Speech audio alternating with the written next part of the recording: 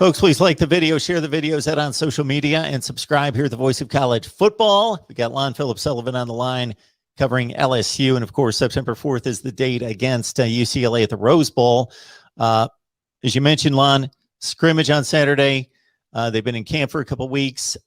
Your thoughts about where things stand right now in regards to position battles, guys emerging to take up spots. What is the latest? What has caught your eye?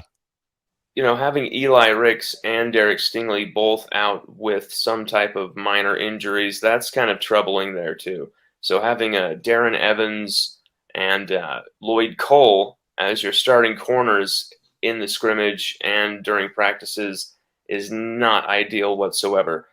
We do have a guy like Ray Darius Jones who could also fill in at corner, but you know, when you have the number 1 and number 2 cornerbacks in America both out with some very minor but kind of worrisome injuries, it does get worrisome. Eli Ricks, he's going to be out until next week, some type of limited capacity for him, but he will be back according to Coach Ed Orgeron. But there's just, he said Derek Stingley Jr. is going to need more time than he first thought. So that's another just big worrying sign.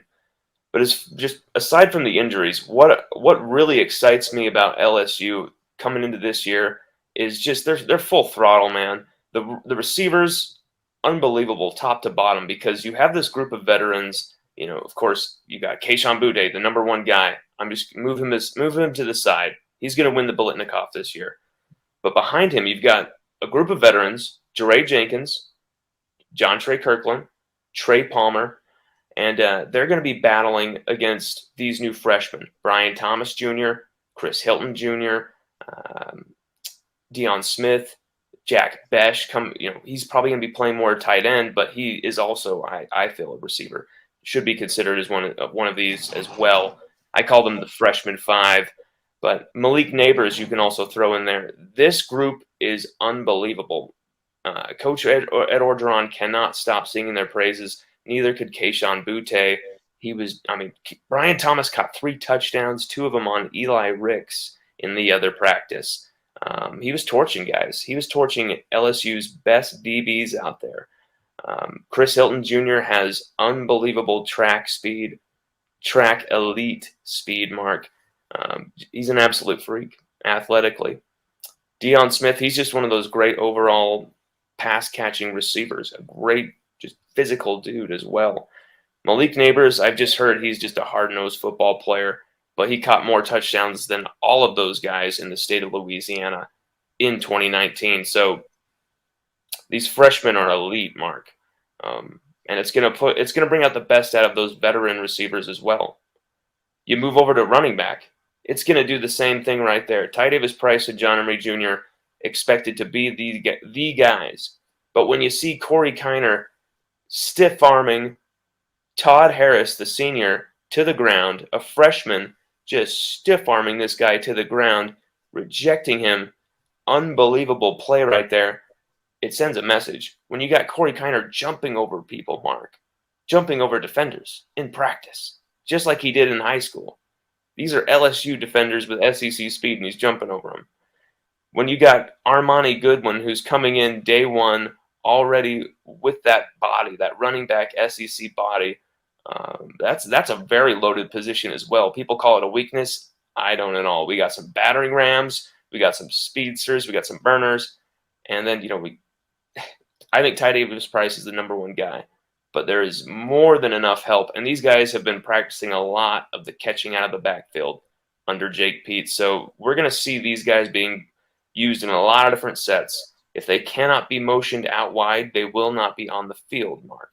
Trust me on that. So you will see these players be put into, especially these running backs, be put into a lot of different sets than they're used to. The offense, I think, is going to put up a lot of points. The defense, Mark, I'm just hearing that they're winning most of these scrimmages, most of these situational practices. I'm hearing this defense led by Durante Jones, they're kicking ass and taking names. And there's a lot of guys across the board who are there, who are ready to play. The linebackers are mostly filled by some of these veterans. You're going to see Jared Small making some plays out there. He was a former walk-on. Now you're going to see him taking that mantle like 4.5 years into his career here at LSU. You're going to see a lot of these different stories at linebacker, kind of some veteran guys. Mike Jones Jr. is definitely in the mix. But Micah Baskerville coming into his own as well, had an interception on Max Johnson in a practice the other day. There's a lot of different dudes at this linebacker position, but it's, I think, mostly a veteran-led group. Damone Clark, who knows if he'll be able to start, to find a way onto the field beyond, Devontae Strong, Jared Small, Mike Jones Jr. It's a very good group there, the linebackers. I think they're going to provide some vicious brutality there over the middle, Mark. Of course, the defensive line, you put out that video. We've talked about it. You know how much I love this defensive line. I think they're almost 8 deep. I think they are about 8 or 9 deep at the defensive tackle position alone. I think you're going to see more interior guys getting sacks, getting tackles for loss, Mark, than you'll ever see before at an LSU defense. You're going to see a lot of these edge rushers getting that attention, forcing those double teams. And you're going to see these defensive tackles who were never athletic enough to take advantage of that space, take advantage enough of that, just that little bit of time to get through those guys, to go straight at the quarterback. We got the defensive tackles who have that physicality, the athleticism to do that, to take advantage of the great edge rushers and the attention they will receive. You got Andre Anthony, B.J. Ojolari, Ali Gay, Savion Jones, Landon Jackson, Bryce Langston, all on the outside. They're going to totally attract that attention. They may not end the season with 10-plus sacks, all these edge rushers. But watch for the interior guys like Mason Smith, Neil Farrell, the injured, but hopefully he'll come back, Glenn Logan, Joseph Evans, who Coach Ed Orgeron just absolutely loves this guy. Cannot stop talking about him. There's a ton of talent on this defensive tackle. Jacobian Guillory, and then who I think is the number one guy among them, Jaquelin Roy, who had 2 sacks versus Florida last year. This is an elite defensive tackle group, Mark, full of a bunch of different profiles across the board. I think you're going to see a lot of these interior guys picking up more sacks than the edge rushers. It's going to be a great thing to watch. But as for everything with the safety position, Mark, Jay Ward's penciled in there as that starting free safety. Who's going to be his partner? I've got an answer for you, Mark. Everyone's always wondering, is it Todd Harris?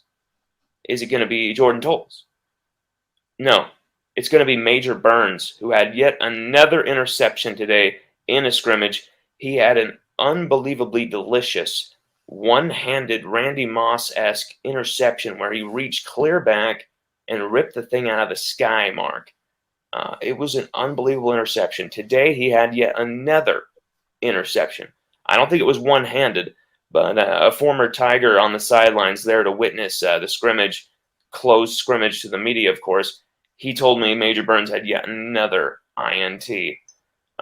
But as for everything with this team, the special teams are also going to deliver as well. Peyton Todd is going to be that punter, but we also have Avery Atkins, the place kicker, who could take that role over if Peyton Todd has any issues. But I do believe in the number one punter of 2021 coming in as a freshman and taking over Zach Von Rosenberg's role with a ton of sauce. Kicker, we have the best kicker in America, Mark.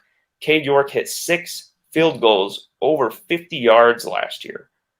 Okay, second-year guy. He had clutch field goals as a freshman against Clemson, against Georgia. Unbelievable kicker, Cade York. Best special teams unit possibly in the nation if we can pick up with the punter where we're at last year with Zach Von Rosenberg. But, across the board, Mark, a lot of talent, a lot of unproven names, but a lot of depth. So if the first guy can't get the job done, there's always another option. That's the thing with this LSU team. That it's about coaches having the stones to be able to make the changes, make the adjustments when they need to, and be able to find the most cohesive offensive line, of course, that we can get. Because the offensive line for me is probably the biggest worry.